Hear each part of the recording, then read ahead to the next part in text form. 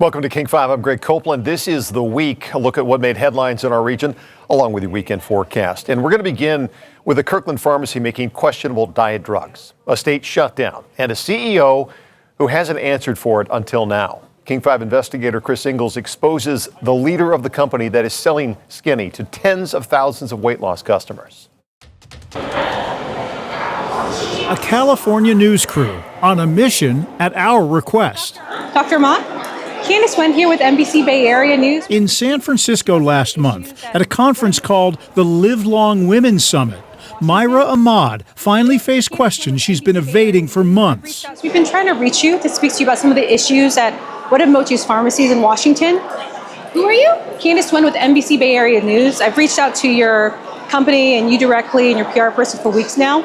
We wanted to ask about some of the serious findings by the state of Washington. No, thank you. The subject she doesn't want to discuss lies here in Kirkland, Equita Pharmacy. It manufactured copycat versions of GLP-1 diet drugs like Ozempic and Wegovy. The drugs were sold through Ahmad's San Francisco-based telehealth business, Mochi Health. We have 3 big new updates of the things that have come out for the Mochi program. Propelled by social media campaigns and America's appetite for lower-cost GLP-1s than brand names, I'm really excited to be here with Dr. Myra Ahmad, the CEO of Mochi Health. Mochi grew into a thriving nationwide company in a few short years. Our goal is for these medications to be at a price point where patients can get them. In interviews, the woman who calls herself Dr. Myra Ahmad stressed Mochi's relationship with Equita, which she said was a safety-oriented independent pharmacy in Washington state. Yeah. So you guys are partners, I guess. You don't own that pharmacy. No. You're more partners with them. Yes. But in truth, Equita Pharmacy in Kirkland was under Ahmad's control and out of control, according to former employees. It's interesting how they've tried to separate Mochi and Equita, but working at Equita, it really did seem like it was just one company. Cheyenne Sanford was a pharmacy assistant, one of a dozen former Equita employees interviewed by King 5, who said the deception was part of a pattern by Ahmad to break healthcare regulations. It did seem like they were cutting a lot of corners that were really concerning. I honestly think they were just after the money. They didn't care about patient safety. Alexis Rodriguez was another pharmacy assistant in Kirkland. I felt very stressed out. That's how I felt when she was around. He says even when Ahmad wasn't present, the operations manager carried out her orders, like assigning Rodriguez work that can only be done by a licensed pharmacist. We're going to have you guys start compounding, and that's not part of my licensing. I immediately was like, no, I can't do that. When he said, I want you to start compounding, what did that mean? Making the medication from powder form to a liquid form, mixing various weights of powder product. Is it hard to do? Is it technical? Very technical. In the sterile clean room where drugs are mixed, Rodriguez purposefully contaminated his batch of medicine so it wouldn't pass quality control and wouldn't be shipped to patients. I said no. You sabotaged it. I sabotaged it. I said, nope, not on my name. You're saying the emphasis was not on safety and quality control? No. The emphasis was on what? Making money. 3 months ago, the King 5 investigators exposed serious violations at Equita. State health records allege unsafe drug compounding, illegal importation of GLP-1 ingredients from China, and the hiring of unlicensed workers, including day laborers from Home Depot parking lots. Interviews and health department records show a pharmacy recklessly manufacturing diet drugs that were shipped out to thousands of patients each day. And people were injecting themselves with that stuff. That's not safe. It makes it easier for them to pick whatever price they want. We've been trying to interview Myra Ahmad since our first story about Mochi Health in February. There are several inconsistencies we'd love to clear up, a spokesperson wrote in March before he stopped responding to our requests.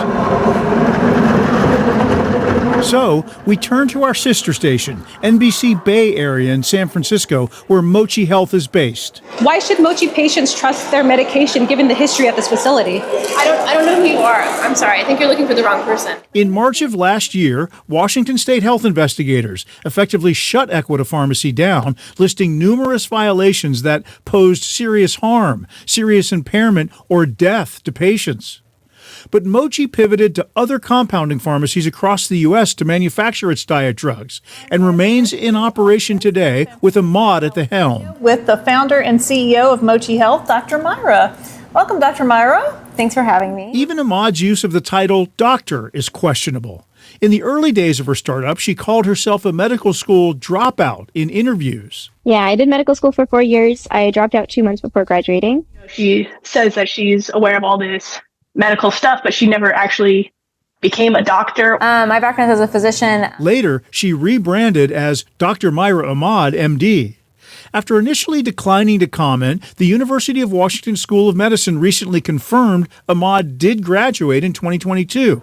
But she's not a licensed doctor, according to the Medical Board of California, which declined to say if it's investigating Ahmad for any violations. Dr. Ahmad, I'm just going to leave my card here. If you or anyone else from Mochi Health want to answer any questions, I'll leave it for here. Well, a 16-year-old is being charged as an adult in a violent stabbing at Foss High School in Tacoma. Investigators share what they believe led up to the violence. King 5's Bridget Chavez has the latest from Tacoma. This video, one of 3, Pierce County prosecutors say is central to their case against 16-year-old Waleed Asaki. The video, as well as eyewitness testimony, reveals that Mr. Asaki was telling victims to hit him prior to the confrontation beginning. Inside the courtroom, Asaki pleaded not guilty to 4 counts of first-degree assault with a deadly weapon enhancement. Do you understand that the charges against you? Yes, Your Honor. Prosecutors raised concerns about community safety. AK was stabbed several times. Surgeons had to remove a section of his lung due to the damage. None of the victims were armed with a weapon. Citing what they called volatile behavior. The state's information is that Mr. Asaki had previously transferred high schools due to an incident where he was swinging a belt at other students.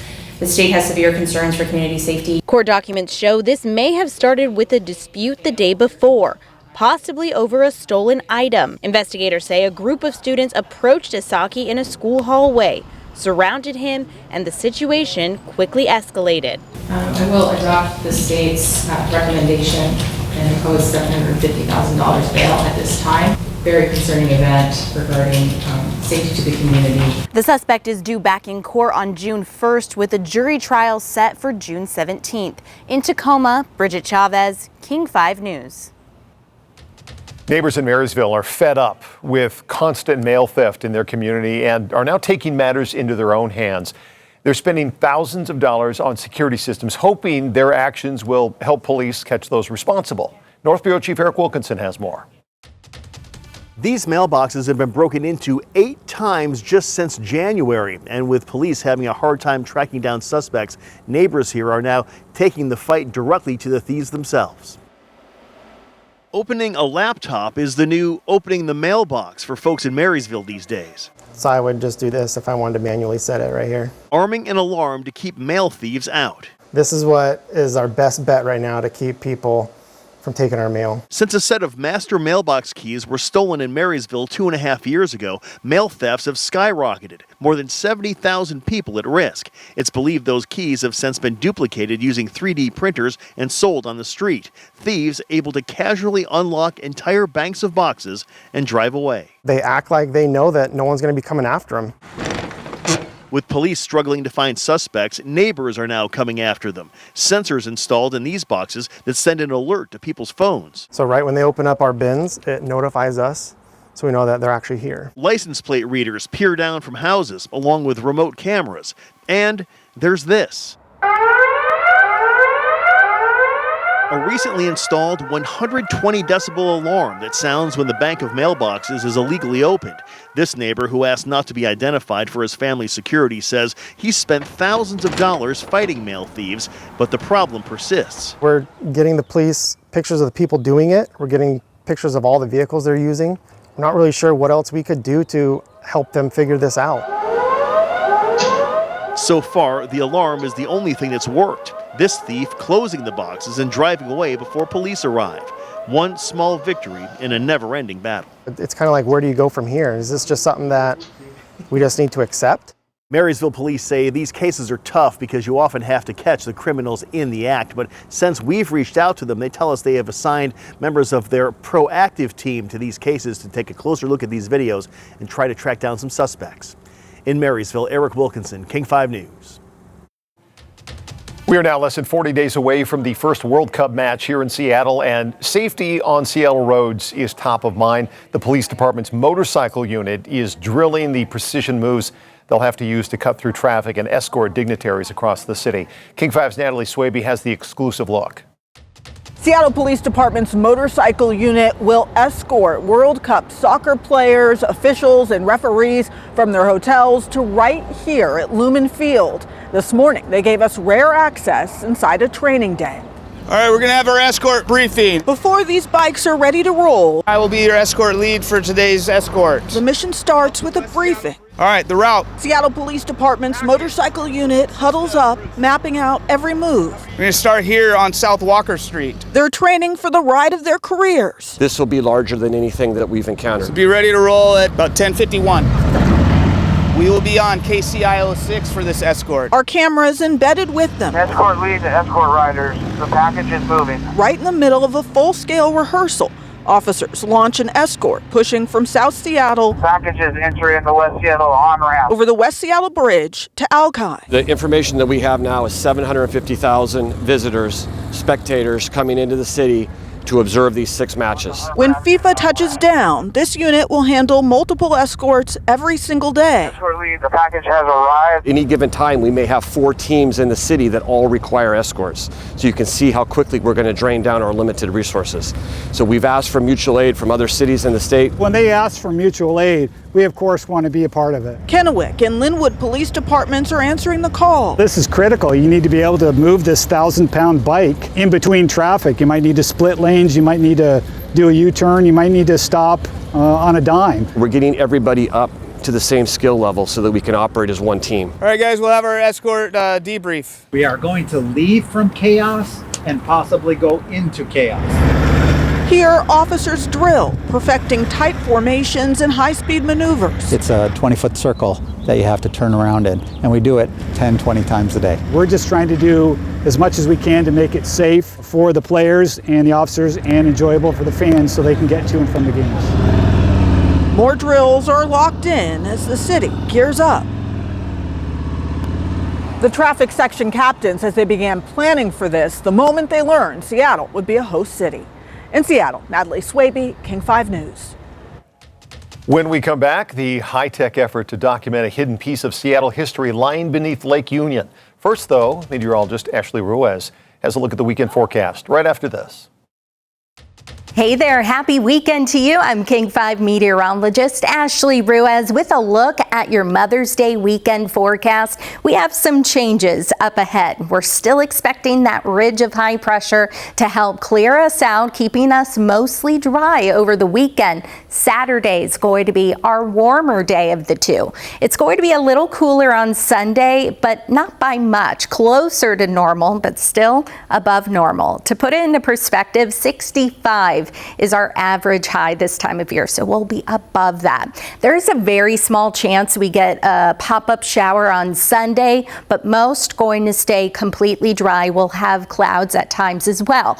It's looking increasingly likely that we could have rain return to the forecast by maybe Wednesday or Thursday, but the question is just how much. It's not looking like it's going to be a lot by any means, but we've been so dry for the first start of May, and typically in May we get about close to 2 inches of rain for the entire month here in Seattle, 1.88 inches to be exact, around that threshold. For Sunday, as I mentioned, there is that chance we get a pop-up shower, more so north and west of Seattle. Monday and Tuesday were dry, and then once again Wednesday may be that day when we have our next best chance for rain. So again, the timing will be something we'll have to fine-tune as we get a little closer. But let's talk about the big picture. So on Friday we had all of the clouds clouds, and then we have this ridge building. It's going to continue to build over our region on Saturday, and that's going to help bring us the nicer conditions, help warm us up as well. But we have a system that's close enough that even with a weakness in the ridge, which is expected to happen on Sunday, that could send more clouds over the area and then maybe a disturbance. You see how the ridge kind of diverges a little bit, so we have that wave in the ridge, so that would be a wave, a disturbance moving in. And most of us, we're just going to feel the effects of more cloud cover and then that return of onshore winds. That ridge begins to break down and push to the east as we head into Tuesday, and then by Wednesday that pattern flip is expected. Let's take a look around Washington for our Friday, because we had a variably cloudy sky. We had low clouds, we had high clouds up there as well atop the mountains. Paradise had a beautiful afternoon, but that ridge is going to continue to bring us the quiet conditions over Mother's Day weekend. It's just not going to be nearly as warm as last weekend when we had wall-to-wall sunshine. We had record high temperatures. No, we'll be closer to normal. Let's take you up north if you're headed to the islands. Highs will be in the low and mid 60s on Saturday. Interior areas upper 60s, lower 70s. Pretty similar for the North Sound. Gold Bar 73 degrees, Monroe 72, Snoqualmie 72, Auburn 73, and then for the South Sound and the foothills, we'll have low and mid 70s as well. Even the beaches, upper 50s, lower 60s, and then interior areas once again will be in the low and mid 70s, except for the northern Olympic Peninsula. If you have any time to get outside, maybe soak it up, check out some of our local events. I know it's Mother's Day weekend, but we have lots going on as well.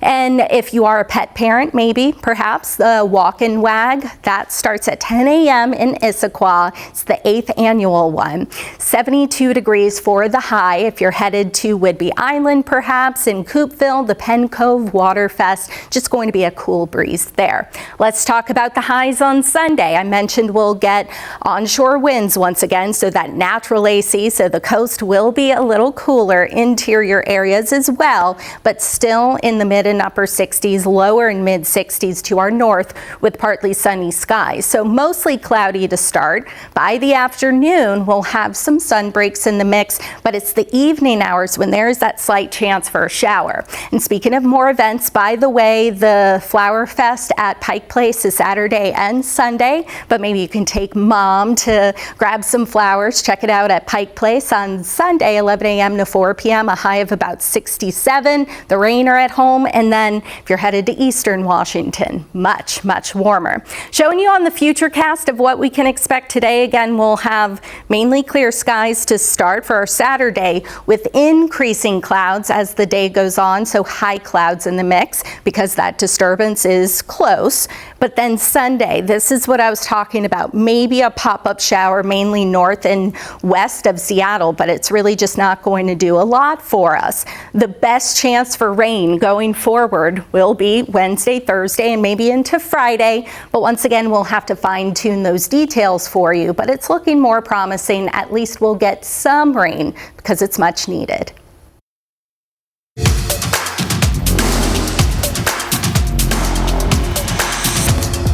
Welcome back to the week. Investigators have identified the woman found dead inside a yard waste bin outside a Marysville apartment complex. That discovery has shaken neighbors and left police searching for answers in a case officers say is unlike anything they have seen in the city. As King 5 Sebastian Robertson reports, detectives hope identifying the woman will help them piece together what happened. It took just over a week for the Snohomish County medical examiner to identify the woman that was found as 40-year-old Sarah Marie Arniklev, a name that detectives now hope will narrow this investigation. It's just been like a CSI crime scene investigation. You wouldn't believe it. And the unknown. And it's still very leery. It's a bar. Investigators now know who was found in a waste bin outside this Marysville apartment complex. But the mystery and the pain still remain. I don't know. Nobody deserves to be dumped like that, or, no matter what. It's just sad they put her in something like that and just disposed of her. Neighbors heartbroken over the loss of life. A body found last week in a green yard waste bin. Startled the heck out of me. Bob Stocks is the resident who made the shocking discovery. So I quickly closed up the lid again. I was, beside myself. Investigators say the body, now identified as 40-year-old Sarah Marie Arniclev, was found partially clothed with no distinctive tattoos or markings. It was in the way of the other bins, so I was going to move it aside. Couldn't. It was heavy. So I looked inside, and lo and behold, there was a body. Authorities have still not released how she died or why. I've been here for 40 years. I've been a PIO for over 20, and this is a first for our town, and so it is shocking. As of today, autopsy results from the medical examiner's office, which typically indicate cause of death, have not been released. They're still pending. In Marysville, Sebastian Robertson, King 5 News. Well, a Seattle judge has weighed in on a long-running battle over Denny Blaine Park and what's allowed there. The park has been a flashpoint for years, with neighbors documenting what they call illegal sexual activity and advocates fighting to protect the park's clothing optional history. King 5's Alex McClune shares the ruling and how we got there. Advocates say an incident happened here a couple weeks ago. A security guard hired by homeowners here, not the city of Seattle, told a visitor to cover up. The group Friends of Denny Blaine are celebrating a small win in the legal case looming over one of Seattle's most debated public spaces. We truly believe that private security guards aren't trained to interpret law or enforce the law. That's up to city officials. Jesse Miranda says that confusion played out here, where volunteers picked up trash Saturday. They say a private security guard told a shirtless visitor in a clothing required area on the other side of the beach to cover up. The group says it led them to seek clarity from the court after other park goers reported being photographed. That makes them feel uncomfortable. They're just sitting down, soaking up the sun, relaxing. Denny Blaine has been the center of a growing divide between neighbors and park goers over how the space should be used and what the city should enforce. The park has been a clothing optional space for decades and a gathering place for the LGBTQ+ community. Residents behind the lawsuit say the city needs to stop alleged illegal sexual behavior they've documented. We do not want people breaking the law and getting away with it. The group Denny Blaine for All filed the lawsuit against the city of Seattle last year. They argue it hasn't done enough to address complaints of public sexual acts. Both sides are preparing for trial after a judge ruled earlier this week all evidence will see the light of day. This trial is going to have everything exposed, so to speak. People will see everything for what it is. While current signs still divide the park, Friends of Denny Blaine have drawn a line against sexual behavior, saying Denny Blaine is a place for non-sexual nudity. Everyone should have the right to enjoy the beach on a nice, warm summer day. Friends of Denny Blaine have shared their community guidelines with these handouts. The lawsuit about enforcement here is expected to start May 27th. In Seattle, Alex McClune, King 5 News. Seattle's maritime history helped build the city we know today, but some of it has been largely forgotten about, just 50 feet underwater. Now a Seattle team is using sonar and underwater robotics to create a detailed archive of Lake Union's hidden past. King 5's Dalton Day and Nick Goldring have the story. Time to start up. We're going to go out real slow. All right, George, I'll pull up the map for you. The weather's just gotten progressively worse this week. Monday was amazing. George, you want this line back in? Yeah, I do. Sunny, beautiful. We had seaplanes landing in and out. We had marine traffic all over the place. Yesterday was a little bit cloudier. It's been a lot colder, a little drizzly, and then today is just the worst. Yeah, back to Seattle spring. Not ideal conditions for boating, but King 5 doesn't have to know that, George, all right?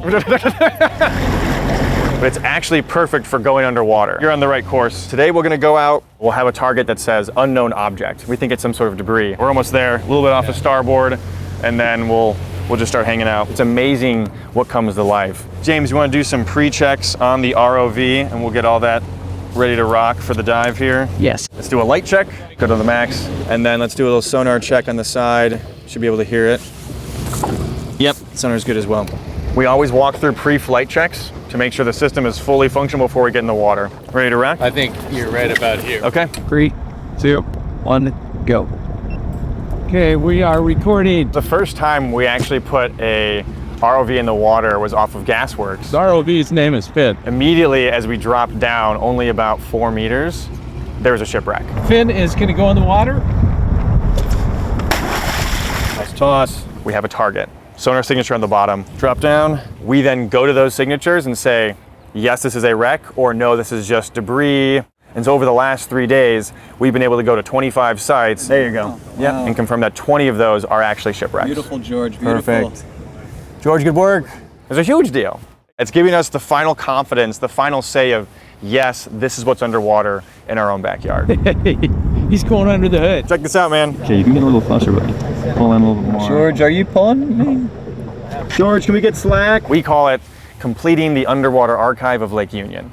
Because right now, all we have is these kind of high-level, top-down views of what's in there. There's good reason to believe that we are the few people who have ever seen this. And now we're going back through and saying, yes, this is this, this is this. We're classifying them, getting this organized, and we're going to republish this data set.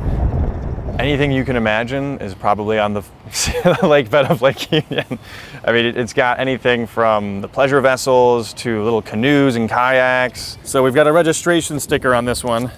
This is ultimately the goal, right? Find the wreck, confirm it's a wreck. Step 2, registration sticker, Washington, 85. So this was last registered in 1985. Presumably didn't register in 86 because it went down. So that's a huge win, right? That's ultimately what we're trying to go for. That's incredible. So combining those two pieces of technology, that surface side scan that really found everything, and now us going in, getting video of it, that's what'll get us to the point where we can say, yes, there's 82 wrecks, or yes, there's 47 wrecks, because we've gone and we've visually identified each one of these things. That's a dive. Yeah. That's it. Positive ID, Washington registration sticker on there, confirmed what it is, it's a shipwreck. That's a great dive, and then we move to the next site.